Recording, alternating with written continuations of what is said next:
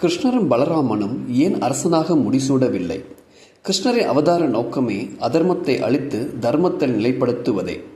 முதலில் சிறு வயதில் கிருஷ்ணர் கம்சனை வதம் செய்தார். கம்சன் மதுராவை தலைநகராக கொண்டு ஆண்டு வந்த உக்கிரசேனரின் மகன். இந்த உக்கிரசேனரின் உடன்பிறந்த சகோதரரான தேவக்கின் மகள்தான் தேவகி, கிருஷ்ணரை பெற்றெடுத்தவள். உறவு முறையில் கம்சனின் சித்தப்பாவின் மகள். கம்சன் மனித குலத்தில் பிறந்தாலும் ஏன் அசுர குணங்களை கொண்டவனாக இருந்தான்? உக்கிரசேனனின் மனைவியான பத்மாவதியின் மேல் அசுரரான திரமிலா என்பவன் ஆசை கொண்டான். அவன் உக்கிரசேனர் இல்லாத பொழுது அவர் போல் உருமாறி வந்து பத்மாவதியுடன் உறவு கொண்டான். இதை அறிந்த பத்மாவதி திரமிலாவை நரகம் புகுவாய் என்று சபித்தாள். பத்மாவதி பின்னர் கருவுற்றார். கம்சன் பிறந்தான். மனித உருவத்திலும் அசுர குணங்களிலும் இருந்தான். இதனால் அனைத்து அசுரர்களும் இவனுக்கு கீழ்ப்படிந்தனர். ஒரு சமயம் ஜராசந்தன் மதுராவை நோக்கி படையெடுத்து வர கம்சன் தனி ஒருவனாக நின்று அவனை வென்றார். இதனால் மனம் ஆச்சரியப்பட்ட ஜராசந்தன் தனது இரட்டை மகள்களான அஸ்தி மற்றும் பிராப்தியை கம்சனுக்கு திருமணம் செய்து வைத்தார். திருமணத்தின் போதே தனது செல்வாக்கை படையை பயன்படுத்தி கம்சனை நாட்டின் அரசனாக தலைவனாக ஆகும்படி செய்தார் ஜராசந்தன்.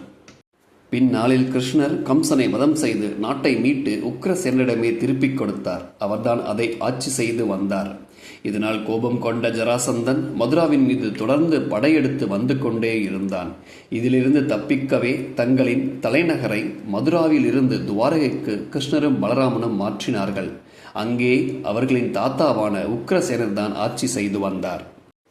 கிருஷ்ணரின் வம்சமான யாதவர்கள் முற்காலத்தில் தங்களது முன்னோரான யயாதியிடம் இருந்து சாபம் பெற்றவர்கள். அவர்கள் எவரும் அரசராக முடிசூடப்பட மாட்டார்கள் என்பதே அவர் கொடுத்த சாபம். ஆகவே யாரும் அரசராக முடிசூடாமல் தலைவராக மட்டுமே இருந்து மக்களை வழிநடத்தினர். ஏன் யயாதி அவர்களுக்கு சாபம் கொடுத்தான்? அந்த நெடுங்கதையை வாருங்கள் இந்த காணொளியில் காணலாம். யயாதி அசுரர்களின் குலகுருவான சுக்கிராச்சாரியாரின் மகள் தேவயானியை மணந்து கொண்டான். தேவயானியின் நெருங்கிய தோழியாக இளவரசி சர்மிஸ்தா இருந்தாள்.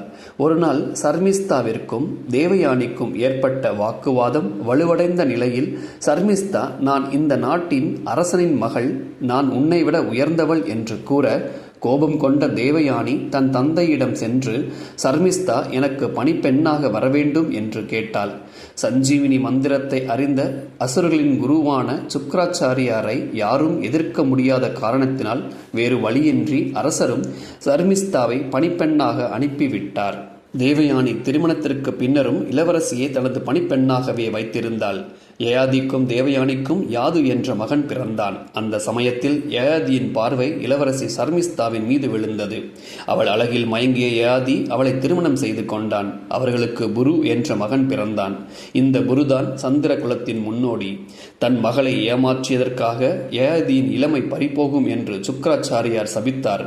தனக்கு திடீர் முதுமை ஏற்பட்டதால் வருந்திய யயாதி தனது முதல் மகனான யதுவிடம் சிறிது காலம் தனது இளமையை தானமாக தரும்படி கேட்டான்.